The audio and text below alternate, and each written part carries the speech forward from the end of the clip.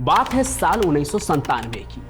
मार्च का महीना था और रात के करीब 11 बज रहे थे। आजकल की तरह मोबाइल फोन का जमाना नहीं था, वो लैंडलाइन फोन ही हुआ करते थे तब। उत्तर प्रदेश का शहर प्रयागराज, जो तब इलाहाबाद के नाम से जाना जाता था, वहाँ के एक घर में लैंडलाइन की घंटी बजती है। ट्रिन ट्रिन। एक आदमी फोन उठाता है और दोनों तरफ से हेलो हेलो की आवाज आई। मतलब कॉल कनेक्ट हो चुकी थी। दूसरी तरफ से जिसने फोन किया था उसने अपनी पहचान बताई। मैं श्री प्रकाश शुक्ला बोल रहा हूं। उस दौर में श्री प्रकाश शुक्ला सिर्फ एक नाम नहीं था, दहशत का दूसरा नाम था वो। उत्तर प्रदेश से लेकर बिहार तक माफिया डॉन की लिस्ट में उसका नाम सबसे ऊपर आता था। 1993 में उसने जुर्म की दुनिया में कदम रखा था और तब से उसका खौफ लगातार बढ़ता ही जा रहा था। उसका नाम सुनते ही लोगों के पसीने छूट जाते थे। श्री प्रकाश शुक्ला के नाम की इस दहशत की एक वजह यह भी थी कि कुछ महीने पहले ही, यानी मार्च 1997 में ही, पूर्वांचल के एक बड़े बाहुबली हरिशंकर तिवारी के सबसे कट्टर दुश्मन और विधायक और बाहुबली वीरेंद्र शाही की दिन दहाड़े हत्या हो चुकी थी। ये वारदात लखनऊ में हुई थी, उत्तर प्रदेश की राजधानी लखनऊ में, और इसे अंजाम देने वाला कोई और नहीं बल्कि यही श्री प्रकाश शुक्ला था। उसने इतने बेरहमी से इस हत्याकांड को अंजाम दिया था कि पूरे यूपी और बिहार में उसके नाम का आतंक और भी बढ़ गया था। वीरेंद्र शाही को एक बच्चे के स्कूल के सामने गोलियों से भून दिया गया था। भूनने के बाद उसके दोनों आंखों में गोली मारी गई थी। AK-47 से उन पर गोलियां बरसाई गई थी। वीरेंद्र शाही के शरीर पर करीब 105 छेद थे। लोग घरों में दुबक गए थे, कुछ लोग बाउंड्री वॉल के पीछे छुप गए थे। सड़कों पर सन्नाटा पसर गया था। हर कोई बस यही सोच रहा था कि ये आदमी आखिर रुकेगा कहाँ। और लखनऊ में हुए इस वारदात की डिटेल कहानी तो मैं आपको पहले ही सुना चुका हूँ। अगर आपने वो कहानी अभी तक देखी और सुनी नहीं है तो देख लीजिएगा। डिटेलिंग सुन के ना आपका कलेजा बाहर आ जाएगा। खैर, अब लौटते हैं आज की कहानी पर। तो इसी हत्याकांड के कुछ दिनों बाद श्री प्रकाश शुक्ला की नज़र प्रयागराज, यानी तब के इलाहाबाद के एक बड़े अंग्रेजी शराब के ठेके पर पड़ी। ये ठेका बहुत मोटा पैसा देता था और हर कोई इसे हथियाना चाहता था। बस इसी ठेके को पाने के लिए माफिया श्री प्रकाश शुक्ला ने रात के 11 बजे फोन घुमाया था। और ये फोन उसने किसी छोटे मोटे आदमी को नहीं बल्कि प्रयागराज के एक बड़े बाहुबली नेता उदयभान करवरिया को किया था।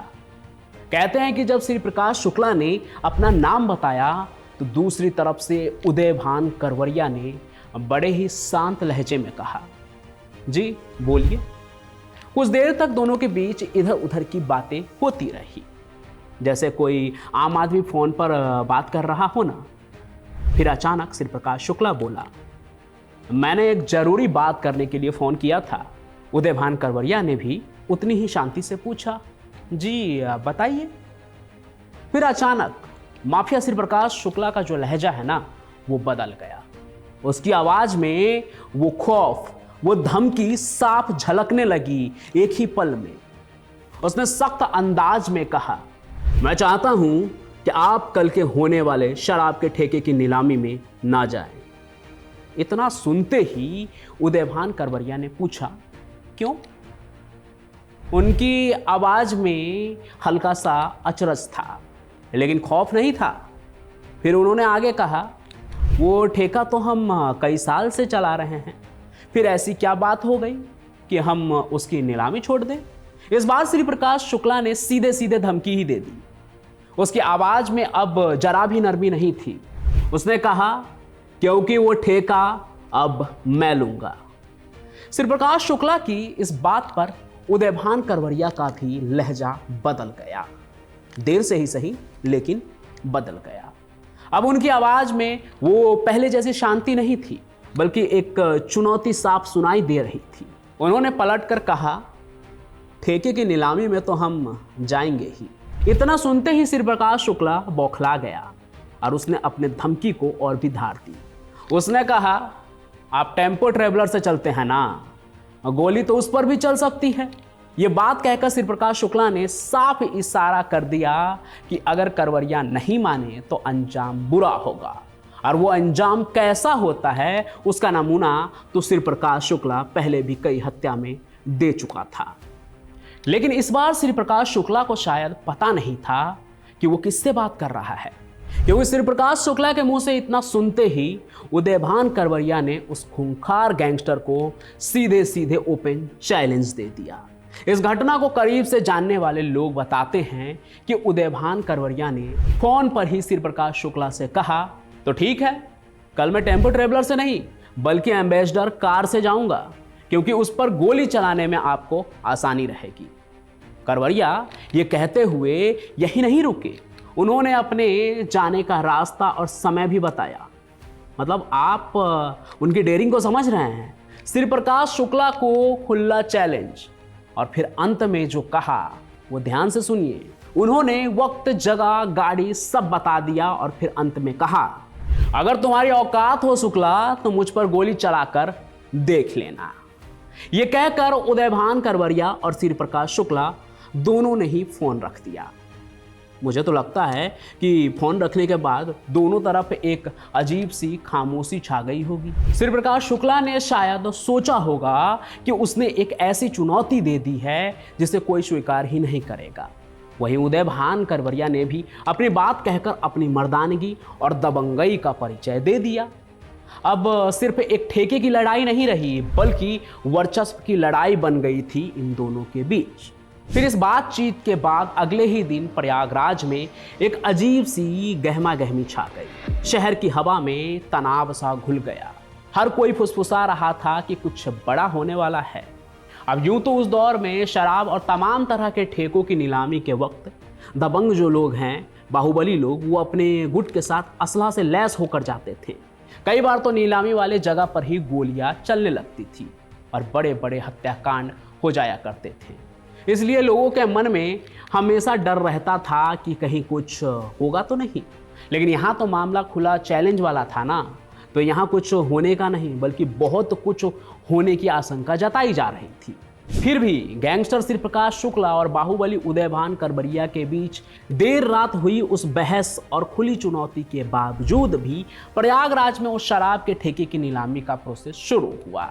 नीलामी वाले जगह पर पुलिस की मौजूदगी भी बढ़ा दी गई थी, लेकिन फिर भी लोगों के चेहरों पर खौफ जो है वो साफ दिखाई दे रहा था।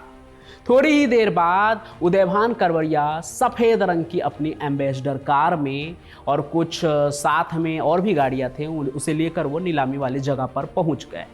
उनकी गाड़ी के पीछे समर्थक और कुछ हथियारबंद लोग भी थे। जैसे ही वो नीलामी वाले जगह पर पहुंचे, वहाँ पहले से ही मौजूद कुछ शराब के कारोबारी और अन्य लोग जो थे वो उन्हें देखने लगे। करवरिया के पहुंचते ही माहौल तेजी से बदलने लगा। वहां मौजूद लोगों को देर रात श्री प्रकाश शुक्ला के साथ हुई बातचीत की भनक भी लग चुकी थी। लोग आपस में धीरे धीरे बातचीत करने लगे कि देखो देखो करवरिया आ गया, लगता है आज तो कुछ बड़ा होने वाला है। ऐसी गहमा-गहमी चलने लगी। इसके बाद बोली शुरू हुई, उस ठेके की बोली जिस पर इतना बवाल पसरा था। उस वक्त प्रयागराज जिले में वो ठेका अंग्रेजी शराब का सबसे महंगा ठेका हुआ करता था। उसकी बोली सीधे 10 करोड़ रुपए से शुरू हुई। उस वक्त की बात कर रहा हूं, उस वक्त 10 करोड़ रुपए से। हॉल में सन्नाटा था, सब एक दूसरे को देख रहे थे। कुछ ही मिनटों में बोली की रकम तेजी से बढ़ने लगी। 15 मिनट के अंदर ही नीलामी की यह रकम 18 करोड़ तक जा पहुंची। एक तो ऐसे ही ठेका 10 करोड़ का था और वो 18 करोड़ पहुंच गया उस वक्त में। हॉल में मौजूद हर कोई हैरान था कि ये क्या हो रहा है। ऐसा तो कभी हुआ नहीं था पहले।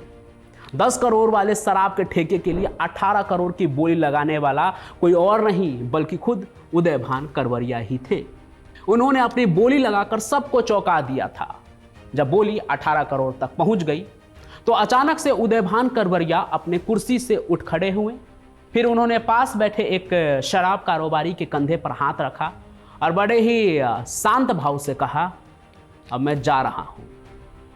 शराब के कारोबारी को समझ नहीं आ रहा था कि जिस ठेके को हासिल करने के लिए उदयभान करवरिया ने 18 करोड़ तक की बोली लगा दी, उसे आप ऐसे ही छोड़कर क्यों जा रहे हैं? उसकी आंखों में उठ रहे इस सवाल को करवरिया ने तुरंत समझ लिया। फिर करवरिया ने उस कारोबारी से कहा, ये बोली मैंने सिर्फ इसलिए इतनी बढ़ाई क्योंकि कल रात तुम्हारे आका श्री प्रकाश शुक्ला का फोन आया था, वो मुझे धमका रहा था। करवरिया ने फिर एक गहरी सांस ली।